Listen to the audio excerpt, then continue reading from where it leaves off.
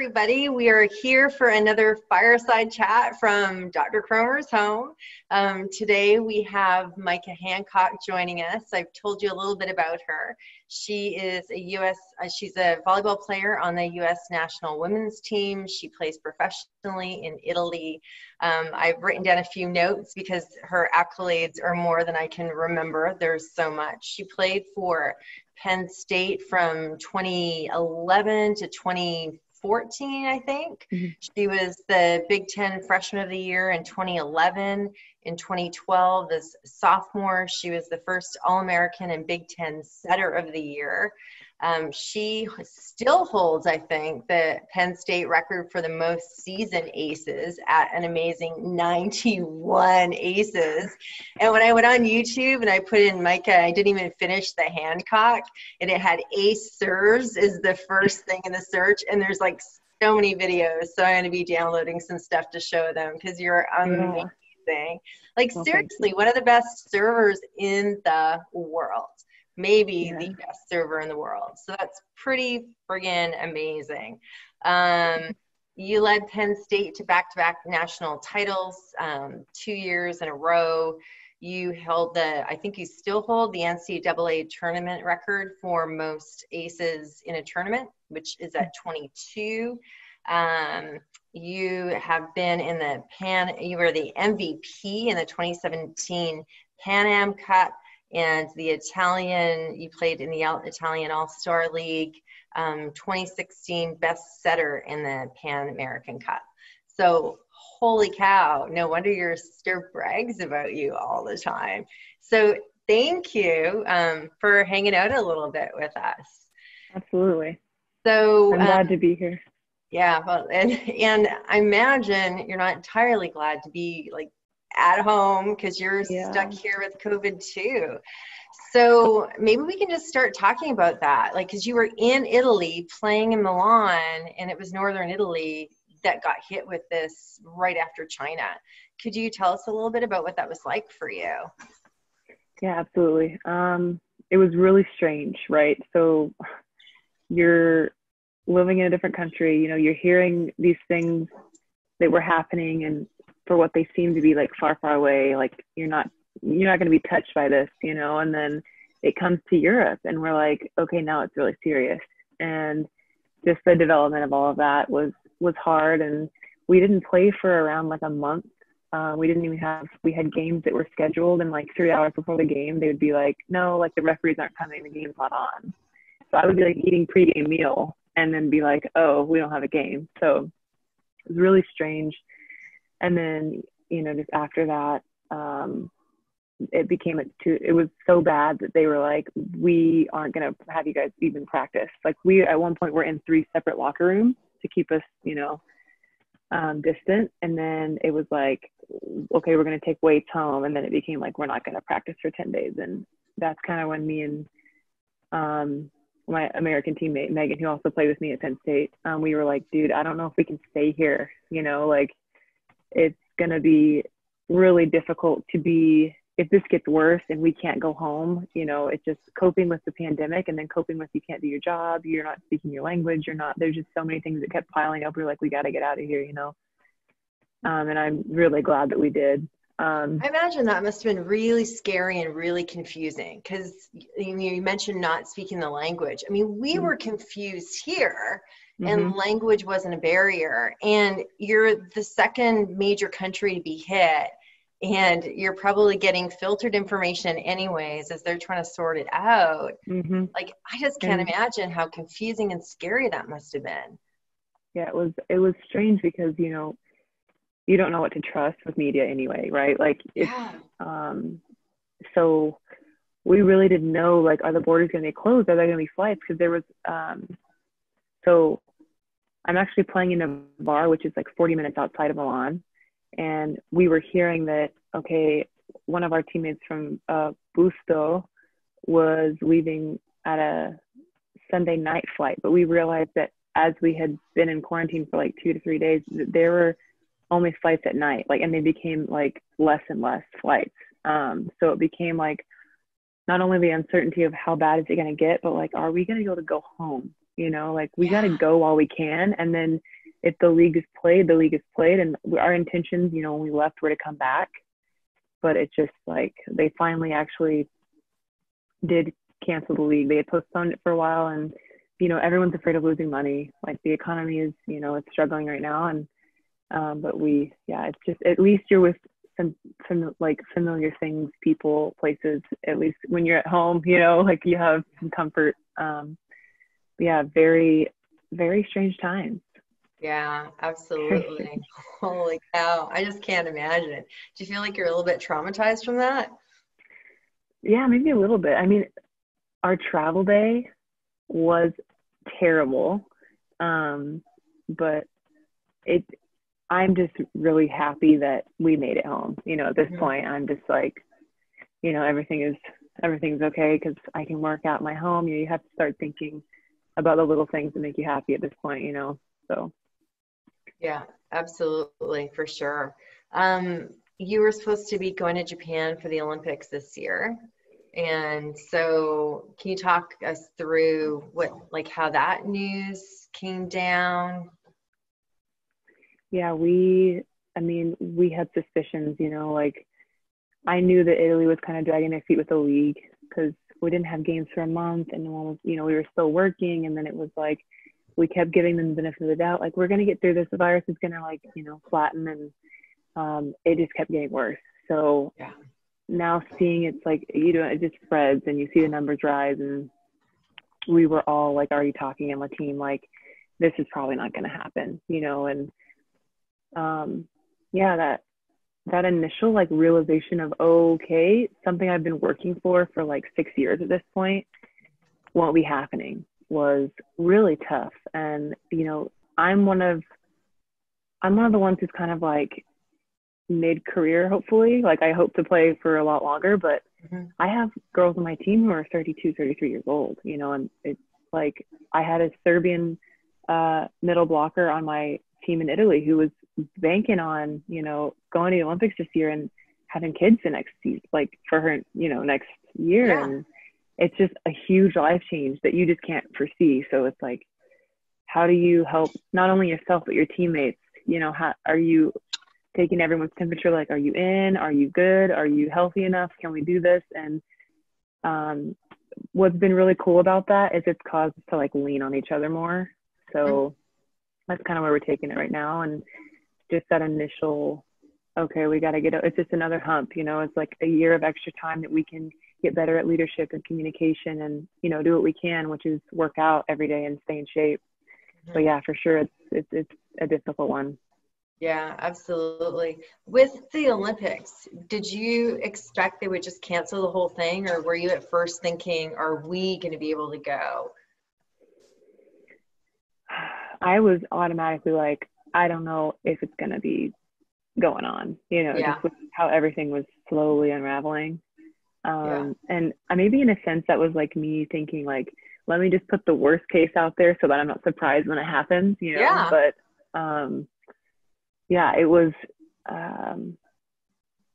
it was a thing where we were finding out we won't be coming to train until, like California's in home is till like May 15th. So we were like, okay, when are we going to actually, if we're having the Olympics, when are we training, like when are we getting prepared for it? So I think that was a huge part of why, because obviously there's so much uncertainty going on. But yeah.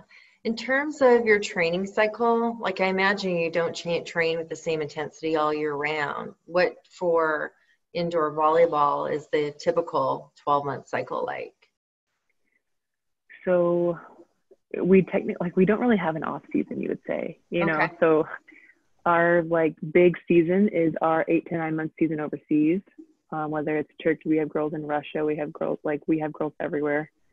And then we come back mostly mid-May, and then we play till the maximum would be like October, mid-October probably. So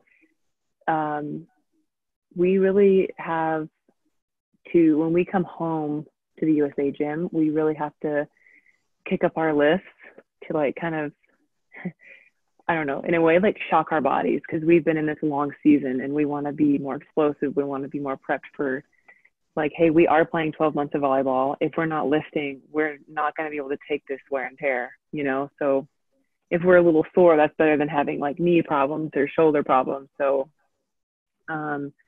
it's really intense when we get home, I think would be the majority's opinion. And then once you get into that system again, that rhythm, then what we do is we lift at 8:30 and then we practice from 10:30 to like 12:31, depending on how practice is going. And you recover, and I don't leave the gym. I get there at 7 a.m. I probably leave at like 3. Okay. So I mean, it's a long day, but that's just you have to put in, you got to invest in your body. That's what's making you your living. So compared to overseas, it's overseas is more of like a one day off a week situation.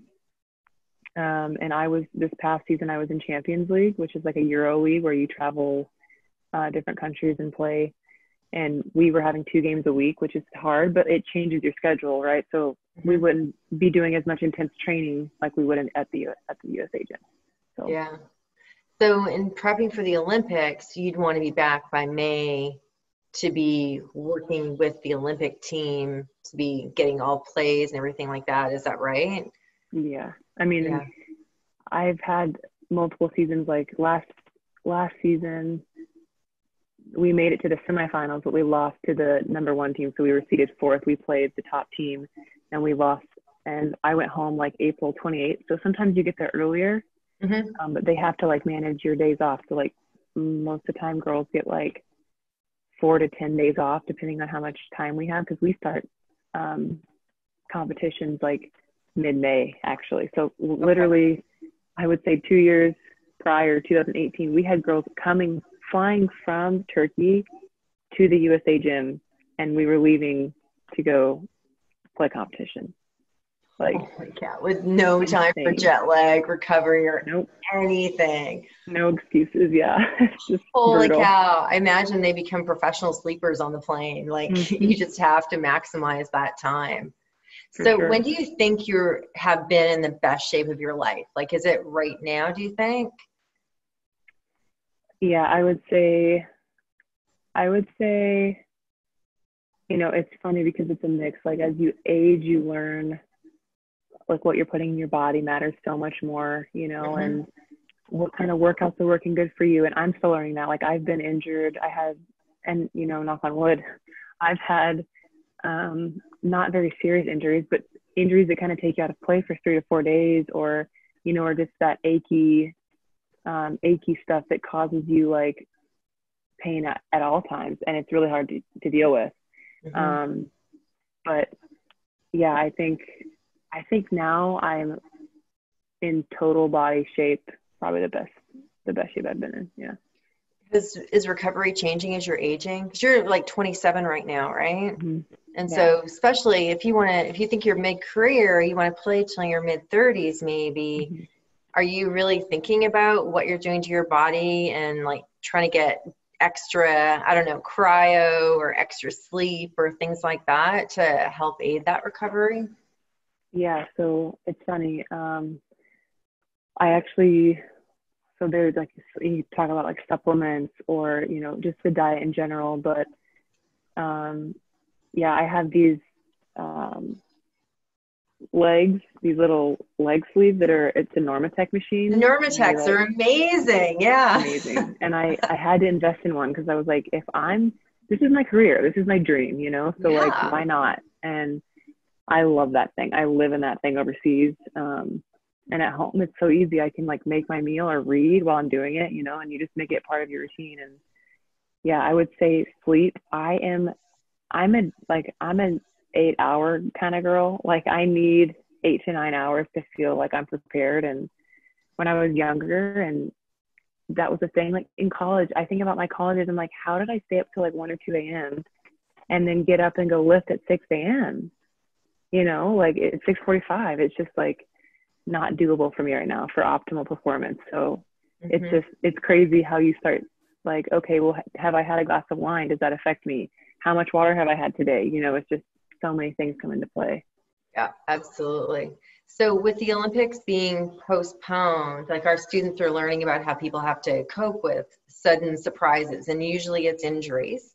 But I mean, right now, COVID is such a good example where something completely unexpected, completely out of your control. And you mentioned, like you got to treat these things as kind of a bump in the big picture, and you got to control the Right. controllables. Does it change anything in terms of your thinking about the next 12 months in terms of training, decisions that you're making, stuff like that? I mean, yeah, I think not that I would be doing, I mean, the thing is for sure it changes what you do, right? So instead of preparing for an Olympics, you can refocus. Like I remember my strength trainer, he gave us a plan, like when this all came out that we aren't coming yet, like this is our plan. We're going to have to refocus. Like when we first came, our initial view was when we first come back to USA, we're going to sharpen like our skills. We're going to the Olympics, like we have our base, we have, all these things, and what we're doing is sharpening our skills. So now it's like, I have time to like work on the core, I have time to work on shoulder rehab or knee rehab and just really focus on what I'm feeling because I have time. Yeah. So kind of, yeah, like reframing that, flipping it on its head and saying, you know what, we're going to use every ounce of time we have to make something happen. But yeah, it's super cool because I've talked to a lot of girls and we have a really positive vibe. So I'm really happy that we're taking it that way. Awesome. It sounds like a really healthy way of coping, right? It's like, I can't control these events, so I could fight it and be miserable, or I could say, all right, this is a gift. How am I going to use this? So, could you talk to us a little bit about, so you said when you've had injuries, you've only ever been out of play for a few days at a time, which is amazing. When you've seen teammates that have been out for longer or have had season-ending injuries, do you think you could talk to us a little bit about psychologically what that's been like for people, and even from the teammate perspective, what you see? Mm-hmm. Yeah, absolutely. I think, it's tough because I feel like I'm very empathetic. Like I can feel energy. I really want to connect with my teammates. And so when you see someone going through that, it's really heavy. Like, and like I said, I've never been through that, but, I had a girl, she was an Oklahoma girl too, and I won't name drop, but, one of the best athletes we've had and come out of Oklahoma, and she had some knee problems and she was in chronic pain for like 3 years before she was like, hey, this is not it for me, like this is not making me happy anymore. And she had, the way she coped was like, she was always asking, she's such a sweetheart, she would always come in, and if she didn't have anything good to say, she wouldn't say anything, but she would always ask like, hey, how are you? Like kind of, and in that sense, she's like asking, she's reaching out to see how they're doing. So she doesn't really have to think about what's going on with her, which I totally get that. And I would always be kind of like the turd and be like, stop asking me how I am. How are you doing? And like in ways I think it helped because I don't think a lot of people did that for her, but also it was like, sometimes she wanted that escape, she didn't want to be in her own mind. So for sure, that was one thing that stuck with me was like, sometimes it's not like as easy as like one day at a time, it's like some people's one day at a time is really difficult. And to have like support and resources like the USA provides us is awesome, but also it's like, you got to find what makes you happy. So like for that, in that instance, I was like, I'm so proud of you because like chronic pain is not something that like a 25-year-old should be dealing with, like it's just, but okay. So I would say I have something in my knee called like chronomalacia, which is the eroding of your cartilage. And there's like different grades to it. And I'm at like a 2 to 3, which is out of 4 stages of it. Which is I'm rather young for that. And, I don't know. I've had issues with, I've always been the one to get out there and just do it. I get warm, I make it happen. I'm not like, And then when you realize like you can't like backpedal without pain, you're like, oh my God, like this is what people are going through, you know, and just like that. Even when it got better, I was still kind of like expecting it to be there. Like, when's it going to come back? Or like, and it just puts you in this like fear cycle of like, well, you don't want to do too much, or can I do this and lift? Is it going to like, you know, hurt my knee and then cause this cycle to begin again? And so it's just funny how you have to kind of work your way back into things and trust your body and trust yourself. I would say that's probably the biggest thing for me is, I mean, I just, in quarantine, I actually hurt my neck. Oh, no. Doing like, yes, I was doing dumbbell push press, quite heavy, and I haven't been doing like a bunch of overhead stuff in Italy. So number one, like, listen to your body. But number two was like, hey, I'm going to use this time, right? So I'm like, all right, cool, I got this. And I don't think I was being as mindful as I could have been. And, you know, my neck just like slipped. Oh, and I was like, oh my God. So I'm actually out of it probably 8 or 9 days now, and I can like move my head without pain and I'm good. But for literally 4 days, I was like this. Oh, like no. chin down, you know, and that's tough, like especially in quarantine. Like, let's talk about combining the two, you know. It's just, I was like, okay, I'm gonna watch injury. TV. yeah. I was like, Jesus, you know, but and you can't even enjoy watching TV. Like when your neck is sore, there's just no comfortable place to relax. Like even going to bed and then maybe wanting to turn over, it's like, no. Yeah. And you're like wincing, like in pain, like, oh, here we go, you know. But yeah, I think just learning for me was to be patient, like that it's a process and it's not linear, because I feel like you expect that, and our bodies are so cool and so interesting. And yeah, just to like, for me, it's a process, and that's kind of where I'm at with it, you know. Yeah, absolutely. I think that's a really important theme right now, is recognizing it is process. If we're just only motivated by external rewards, whether that's the win or the, you know, going to the Olympics, and the case of, for, you know, people like you, that it's like, if that's the only thing that keeps you going, you can get deflated really, really quickly. So it's a good opportunity to recenter and really find like what's important. Yeah. What do you love about playing professional volleyball?